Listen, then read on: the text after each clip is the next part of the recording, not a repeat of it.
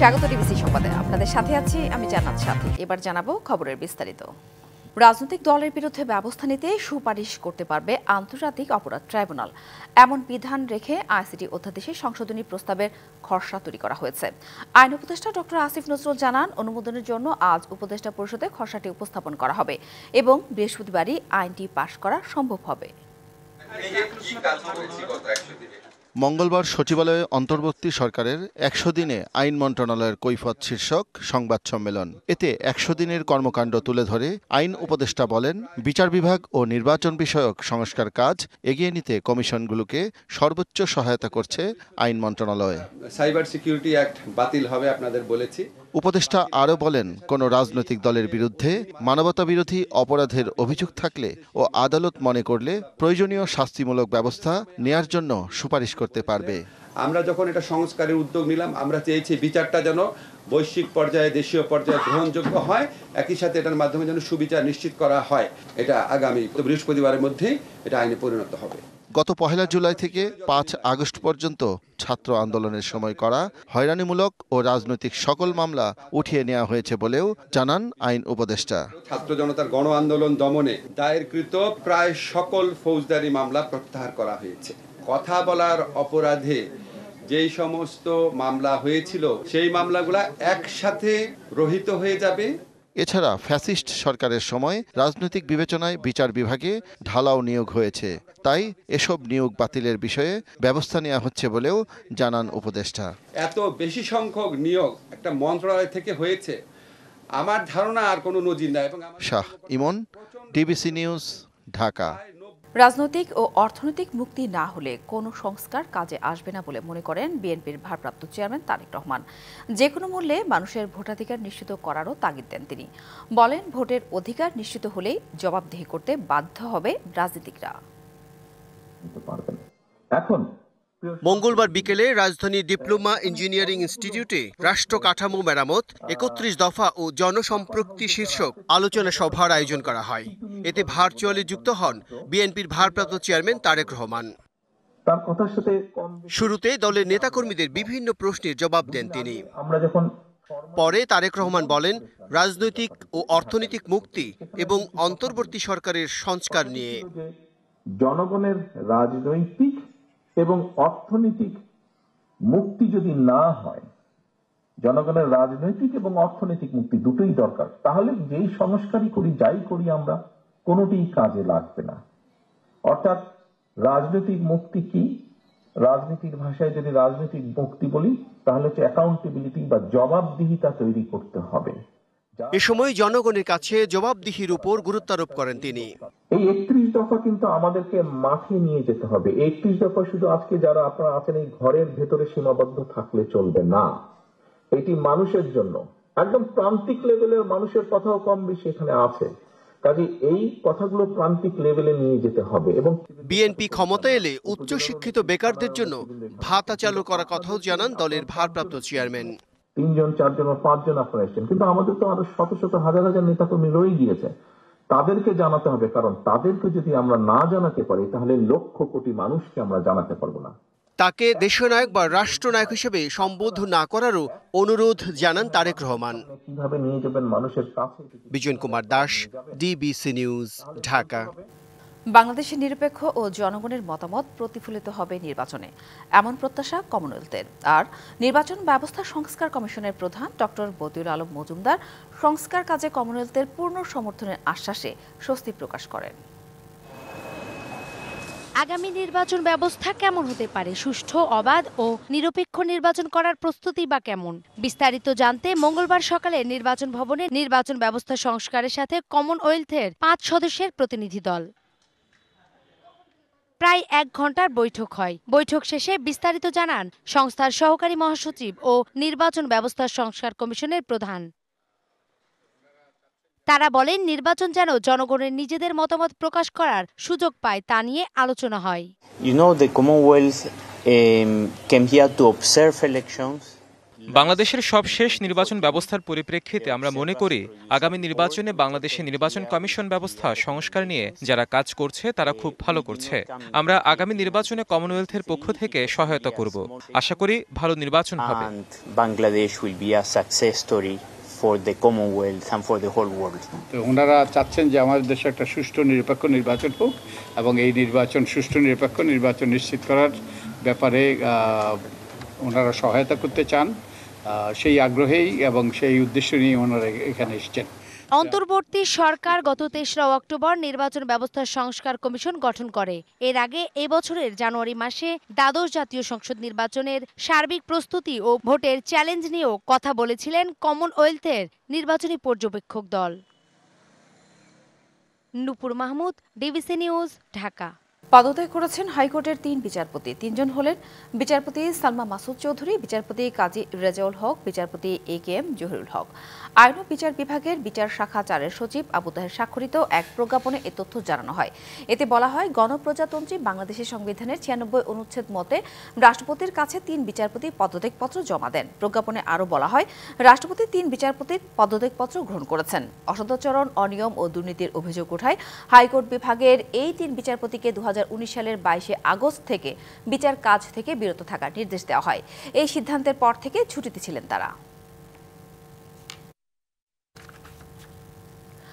সাংবাদিক গোলাম মর্তুজাকে মার্কিন যুক্তরাষ্ট্রের ওয়াশিংটন ডিসিতে বাংলাদেশ দূতাবাসের প্রেস উইংয়ে মিনিস্টার পদে সচিব পদমর্যাদায় নিয়োগ দিয়েছে অন্তর্বর্তী সরকার। মঙ্গলবার জনপ্রশাসন মন্ত্রণালয় থেকে এই সংক্রান্ত প্রজ্ঞাপন জারি করা হয়। এতে বলা হয়, গোলাম মর্তুজাকে অন্য যে কোনো পেশা, ব্যবসা কিংবা সরকারি, আধা সরকারি, বেসরকারি প্রতিষ্ঠান বা সংগঠনের সাথে কর্ম সম্পর্ক পরিত্যাগের শর্তে যোগদানের তারিখ থেকে 2 বছর মেয়াদে মার্কিন যুক্তরাষ্ট্রের ওয়াশিংটন ডিসিতে বাংলাদেশ দূতাবাসের সচিব পদমর্যাদায় চুক্তিভিত্তিক নিয়োগ করা হলো। এই নিয়োগের অন্যান্য শর্ত চুক্তিপত্র দ্বারা নির্ধারিত হবে বলেও প্রজ্ঞাপনে জানানো হয়।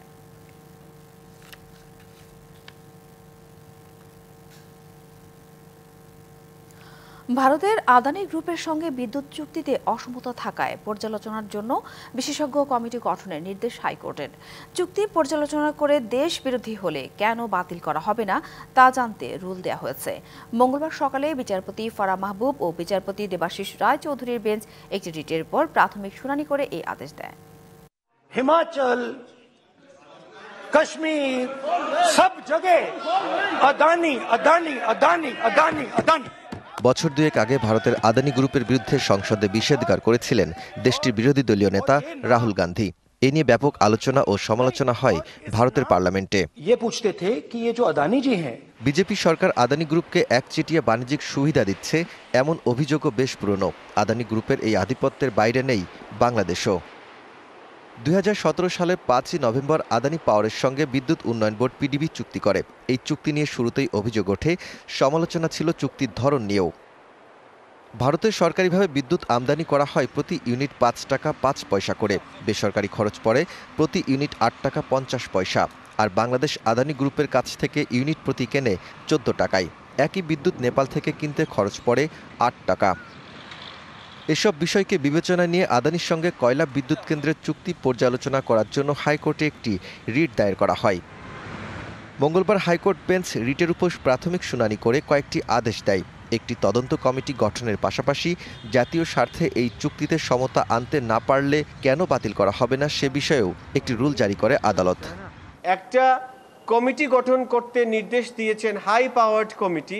সেইখানের মধ্যে জ্বালানি বিশেষজ্ঞ থাকবেন, আন্তর্জাতিক খ্যাতিসম্পন্ন, এবং আন্তর্জাতিক খ্যাতিসম্পন্ন আইন বিশেষজ্ঞ থাকবেন, যারা এই চুক্তিটির সব টার্মস অ্যান্ড কন্ডিশনস, আমাদের দেশের স্বার্থ পরিপন্থী কী কী আছে সেইগুলো বিশ্লেষণ করে আদালতের কাছে 2 মাসের মধ্যে একটা রিপোর্ট জমা দিবেন।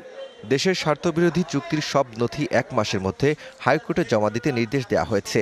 অন্যায্য এই চুক্তিতে আদানির স্বার্থ রক্ষা হয়েছে বলে দাবি করেন রিটকারী আইনজীবী। এইটা এতই একপেশে ছিল, এখানে বাংলাদেশের স্বার্থ কোনোভাবেই রক্ষা করা হয় নাই, শুধুমাত্র আদানি গ্রুপের স্বার্থ রক্ষা করা হয়েছে বলে এইখানে প্রতীয়মান হয়েছে, যেটা সম্পূর্ণভাবে আপনার জননীতি এবং ন্যায্যতার পরিপন্থী। যে কোনো চুক্তিতে আগে দেশের স্বার্থ আর প্রতিবেশীর সঙ্গেও ন্যায্যতার ভিত্তিতে সুসম্পর্ক রাখার পরামর্শ দেয় high court. Daud Khan, DBC news, Dhaka. Titumir কলেজকে বিশ্ববিদ্যালয় করার সম্ভাব্যতা যাচাই কমিটি গঠনের আশ্বাসে সব কর্মসূচি প্রত্যাহার করেছেন আন্দোলনরত শিক্ষার্থীরা। আগামী ৭ কর্মদিবসের মধ্যে এই কমিটি করার কথা রয়েছে। মঙ্গলবার সন্ধ্যায় সংবাদ সম্মেলন করে শিক্ষার্থীরা জানান, বরখেলাপ হলে আবারও কঠোর আন্দোলনে যাবেন তারা। বিশ্ববিদ্যালয়ের রূপান্তরের দাবিতে সোমবার সড়ক ও রেলপথ অবরোধ করে দিনভর আন্দোলন করেন তিতুমির কলেজের শিক্ষার্থীরা। মঙ্গলবার আন্দোলনরত শিক্ষার্থীদের প্রতিনিধি হয়ে 14 সদস্য যান সচিবালয়ে। বৈঠক করেন শিক্ষা উপদেষ্টার বিশেষ সহকারী প্রফেসর এম আমিনুল ইসলামের সাথে। এ সময় আগামী 7 কর্মদিবসের মধ্যে বিশ্ববিদ্যালয় সংক্রান্ত কমিটি গঠন করা হবে বলে জানানো হয়। তিতুমির বিশ্ববিদ্যালয়ের ফিজিবিলিটিটা এটা কতটা কার্যকরী এবং তিতুমির বিশ্ববিদ্যালয় হওয়ার পরে যে সমস্যাগুলো হতে পারে এই ব্যাপারগুলো পর্যালোচনা করার জন্য আগামী 7 কর্মদিবসের মধ্যে একটা কমিটি করে দিবে এবং এই কমিটিকে একটা সময় বেঁধে দেওয়া হবে যে সময়ের মধ্যে এই পুরো দাবিগুলো তারা হচ্ছে যে প্রতিবেদন আকারে জমা দেবে। সরকারের এই সিদ্ধান্তের ফলে মঙ্গলবার সন্ধ্যায় ক্যাম্পাসে সংবাদ সম্মেলন করে সকল ধরনের কর্মসূচি প্রত্যাহারের ঘোষণা দেন শিক্ষার্থীরা। রাষ্ট্রপক্ষের প্রতি আমরা সম্মান জানিয়েছি। আমাদের পূর্ব ঘোষিত তিতুমির ক্লোজ ডাউন কর্মসূচিটিও স্থগিত ঘোষণা করা হলো। এই সিদ্ধান্তের বরখেলাপ হলে আবারও আন্দোলনের হুঁশিয়ারি দেন শিক্ষার্থীরা। তবে আমরা এটাকে প্রশ্রয় দিচ্ছি না। ক্যাম্পাসের মধ্যেই শান্তিপূর্ণ অবস্থান কর্মসূচি পালন করেন শিক্ষার্থীরা। এ সময় কলেজের আশপাশে কঠোর নিরাপত্তার ব্যবস্থা নেওয়া হয়। মোহাম্মদ আল হাসিব, ডিবিসি নিউজ, ঢাকা। ঢাকা মহানগর এলাকায় আগামী 3 দিনের মধ্যে ব্যাটারি চালিত রিকশা চলাচল বন্ধের নির্দেশ দিয়েছে হাইকোর্ট। বিচারপতি ফাতেমা নজিব ও বিচারপতি মাহমুদ রাজির এর বেঞ্চ এই আদেশ দেয়। আদালতে রিটের পক্ষে শুনানি করেন সানজিদ সিদ্দিকী ও তাহসিনা মৃদু। ঢাকা অটোরিকশা শ্রমিক ইউনিয়নের তথ্য অনুযায়ী রাজধানীর সড়কে বর্তমানে চলছে অন্তত 8 লাখ অটোরিকশা। চলাচলের অনুমতি না থাকলেও মূল সড়ক দাপিয়ে বেড়াচ্ছে অবৈধ এ যান। গত 2 মাসে লক্ষাধিক ব্যাটারি চালিত রিকশার বিরুদ্ধে ব্যবস্থা নিয়েছে আইন শৃঙ্খলা বাহিনী। জাহাঙ্গীরনগর বিশ্ববিদ্যালয়ে কেন্দ্রীয় ছাত্র সংসদ নির্বাচন উপলক্ষে ছাত্র শিবিরের উপস্থিতি ঘিরে বামপন্থী সংগঠনের শিক্ষার্থীদের সাথে অন্যান্য সংগঠনের বাক বিতণ্ডার সভা স্থগিত করা হয়েছে। সন্ধ্যায় বিশ্ববিদ্যালয়ের প্রশাসনিক ভবনের কাউন্সিল কক্ষে বিভিন্ন সংগঠনের শিক্ষার্থী প্রতিনিধিদের সাথে ছিল মতবিনিময় সভা। ডাকসু সভাপতি উপাচার্য অধ্যাপক কামরুল আহসান উপস্থিত না থাকায় তাৎক্ষণিকভাবে সভা স্থগিত করা হয়। সভা শেষে কক্ষের বাইরে বামপন্থী সংগঠনগুলো স্লোগান দেয়। একই সাথে বামপন্থীদের বিরুদ্ধে পাল্টা স্লোগান দেয় কয়েকটি সামাজিক ও সাংস্কৃতিক সংগঠনের নেতাকর্মীরা।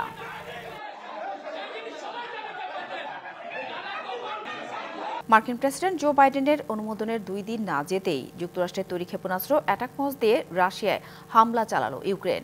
যদিও হতাহত বা তেমন ক্ষয়ক্ষতি হয়নি। অন্যদিকে প্রেসিডেন্ট ভ্লাদিমির পুতিন রাশিয়ার পরমাণু নীতি শিথিলের অনুমোদন দেয় ইউক্রেন যুদ্ধে পরমাণু অস্ত্র ব্যবহারের শঙ্কা বাড়ল।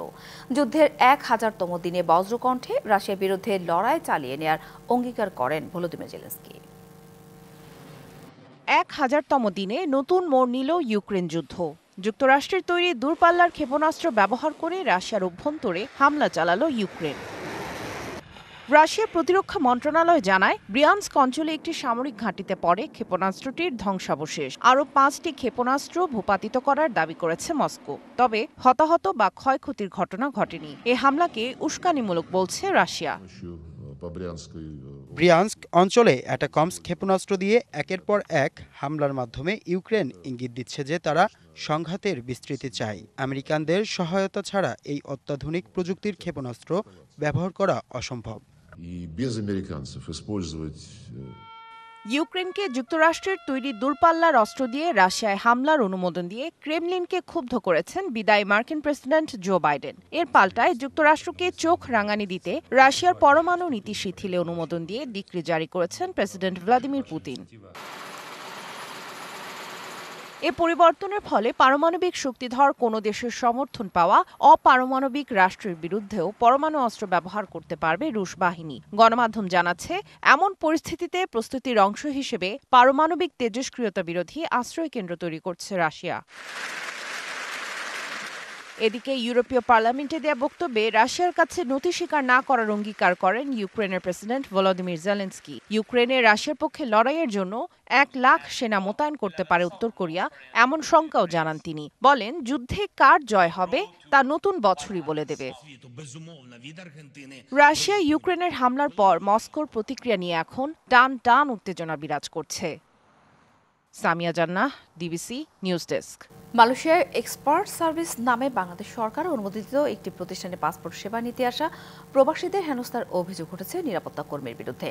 সোমবার কুয়ালালামপুরের সাউথগেট কমার্শিয়াল সেন্টারে অবস্থিত এক্সপার্ট সার্ভিসে পাসপোর্ট সেবা নিতে আসা প্রবাসী বাংলাদেশিরা লাইনে দাঁড়িয়েছিলেন। এ সময় স্থানীয় এক তামিল নিরাপত্তারক্ষী এক প্রবাসীকে মারধর করেন।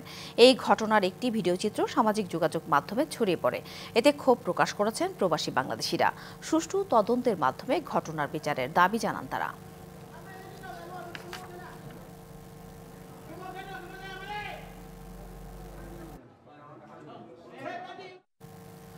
পর্তুগালে বাংলাদেশের মহান বিজয় দিবস উদযাপন উপলক্ষে প্রস্তুতি সভা অনুষ্ঠিত হয়েছে। শনিবার লিসবনের একটি রেস্টুরেন্টে মতবিনিময় সভায় আগামী 22 ডিসেম্বর সকাল 10টা থেকে সন্ধ্যা 6টা পর্যন্ত মার্তিম মনিজ পার্কে বিজয় দিবস উদযাপনের দিন ধার্য করা হয়। পরিকল্পনা বাস্তবায়নে বিশিষ্ট কমিউনিটি নেতা রানা তাসলিম উদ্দিনকে প্রধান করে 10 সদস্যের বাস্তবায়ন কমিটি করা হয়। অন্যান্য সদস্যরা হলেন রনি হোসাইন, আব্দুল হাকিম মিনহাজ, শাকির হাসান, মাসুম আহমদ, শহীদ আহমদ প্রিন্স, কায়েস আহমদ, আব্দুল্লাহ, আশরাফুল আলম, রফিকুল ইসলাম বাবুল ও কাঞ্চন আহমদ।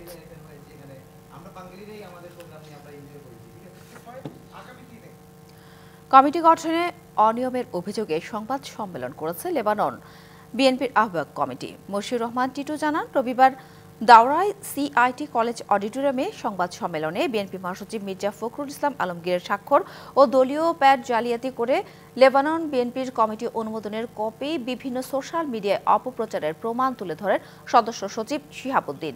কমিটি বাতিল করে ত্যাগী ও পরীক্ষিতদের সমন্বয়ে কমিটি গঠনের দাবি জানান বক্তারা।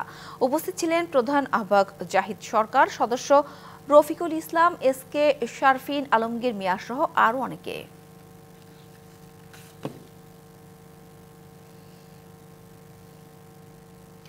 ফ্রান্সের রাজধানীতে সাফ ক্রিকেট টুর্নামেন্ট প্যারিস 2024-এর ফাইনাল অনুষ্ঠিত হয়েছে। বাংলাদেশি সংগঠন সলিডারিটি আজিফসের আয়োজনে নকআউট ভিত্তিক এই টুর্নামেন্টে অংশ নেয় 8 দল। টুর্নামেন্টের ফাইনাল অনুষ্ঠিত হয় প্যারিসের পার্শ্ববর্তী ববিং সিটি কাউন্সিলের ক্রীড়া কমপ্লেক্সে। এফসি প্যারিস ক্রিকেট একাডেমি 3 রানে এসডিভিডি ক্রিকেট একাডেমিকে পরাজিত করে চ্যাম্পিয়ন হয়। মাঠে উপস্থিত থেকে পুরস্কার বিতরণ করেন ফরাসি এমপি এলে ডিওরা। উপস্থিত ছিলেন আয়োজক সংগঠনের president Nayan NK, secretary Mamun Hasan, event ম্যানেজমেন্টের রুমন আহমেদ সহ আরও অনেকে।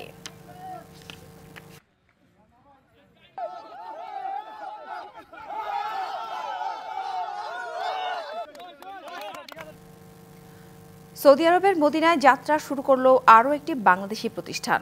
শহরটির কোরবান রোডে চালু হলো Motin Haji travels and tourism. Ticket, visa, উমরা প্যাকেজ সহ প্রবাসীদের বিভিন্ন সেবা দিতে চায় কোম্পানিটি। জেদ্দা প্রতিনিধি এ আর নোমান জানান, ফিতা কেটে উদ্বোধন করেন কোম্পানির পরিচালক মোহাম্মদ মিজান। উপস্থিত ছিলেন জেনারেল ম্যানেজার বখতিয়ার উদ্দিন। পরে প্রতিষ্ঠানটি সমৃদ্ধি কামনা করে দোয়া ও মোনাজাত করা হয়। ডিবিসি সংবাদে এই ছিল এখনকার মতো। ডিবিসি নিউজের সংবাদগুলো পড়তে ভিজিট করুন dbcnews.tv আর ভিজিট করুন ডিবিসি নিউজের ফেসবুক পেজ এবং ইউটিউব চ্যানেল। ডিবিসির সঙ্গেই থাকুন 24 ঘন্টা।